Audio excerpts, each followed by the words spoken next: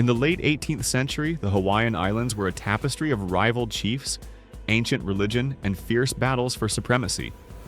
Power flowed through mana, a sacred invisible force believed to inhabit people, places, and things. Chiefs of noble blood claimed the greatest mana, and with it, the right to command. But one boy, born under ominous prophecy, would wield that power like no other and bring the fractured islands under one crown. His name was Kamehameha, meaning the Lonely One, a prophecy and a child in hiding. Long before Kamehameha became a king, seers foretold his destiny.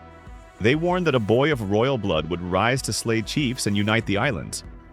Alarmed, the ruling king tried to have the infant killed, but the child's clever mother hid him away, sending him to live with another family far from the court. For 5 years he survived in secrecy, escaping a death sentence. When the danger passed, the boy returned to the royal household. He grew into a tall, imposing figure with an air of brooding strength. Among Hawaiians, such bearing was seen as a sign of divine favor. By the time he reached manhood, whispers of his destiny already stirred. Death of a king and a brewing rivalry. King Kalaniʻopuʻu, ruler of Hawaii Island, eventually fell gravely ill. At his deathbed, succession became a dangerous question. Though his nephew Kamehameha was recognized as a skilled warrior and entrusted with guardianship of the sacred war god Ku, the king left the throne to his own son, Kakaswala'o. This decision angered Kamehameha, who believed his prowess and mana gave him a rightful claim to leadership. Hawaiian society was bound by kapu, a strict code of spiritual and social rules. Breaking kapu could mean death. Chiefs and kings maintained their mana by punishing defiance and sometimes by sacrificing enemies, their bones believed to hold spiritual power.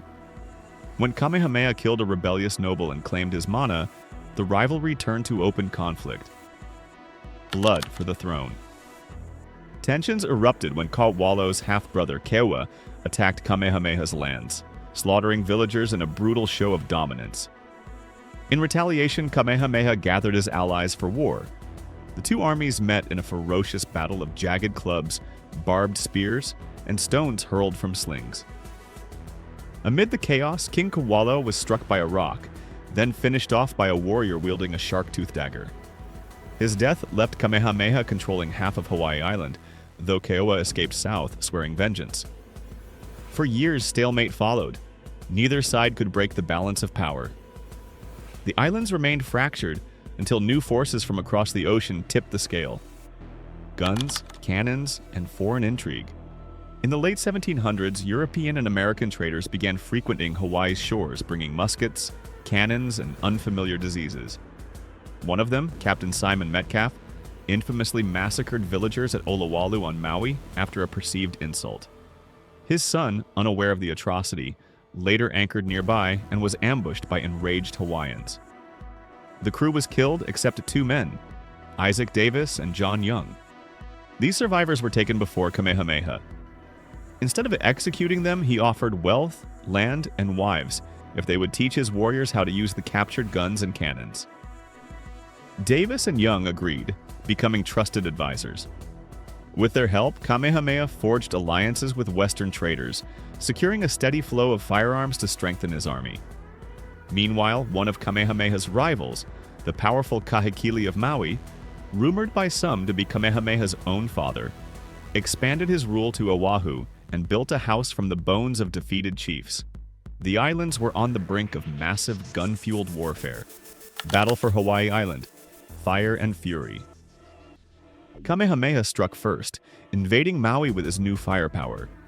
His cannons, manned by Young and Davis, wreaked havoc on enemy lines, staining rivers red with blood. Yet victory eluded him. While away, Keoa raided Kamehameha's territories on Hawaii Island, burning villages and desecrating sacred sites. When Kamehameha returned, fate intervened. As Keoa retreated into the ash plains near Kailauea volcano, a sudden eruption unleashed poisonous gas, killing hundreds of his warriors. The disaster weakened Keoa's forces but did not end the rivalry. Kamehameha invited Keoa to negotiate peace. Fearing betrayal, Keoa wounded himself, hoping to make his body unsuitable for sacrifice, a powerful religious act. But when he stepped ashore, Kamehameha's men attacked and killed him. His body was taken to a massive lava stone temple where his mana was ritually claimed. With Hawaii Island united under his rule, Kamehameha turned his gaze to the rest of the archipelago. Conquest of Maui and Oahu. Kahekili died in 1794, leaving his son Kalanikupule to defend Maui and Oahu. At first, the young chief seemed strong, even seizing British ships to bolster his fleet. But Kamehameha wisely cultivated relations with the British, securing their goodwill and access to more weapons. In 1795, Kamehameha launched his largest campaign yet, sending 10,000 warriors across the channels. His forces overran Maui and then advanced on Oahu, where betrayal by a local chief named Kaiana weakened the defenders. In the decisive Battle of Nuuanu, Kamehameha's warriors drove Oahu's army up the steep cliffs. Hundreds of defenders were forced over the 1,000-foot drop, their bodies crashing into the valley below.